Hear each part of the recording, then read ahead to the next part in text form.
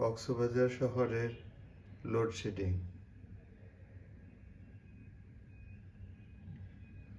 hotel রুমের কাছে এসির ঠান্ডা হওয়ার সেখানে বৃষ্টির জলীয় বাষ্প জমে একটা চমৎকার আলো ছায়ার ক্যালাইডোস্কোপ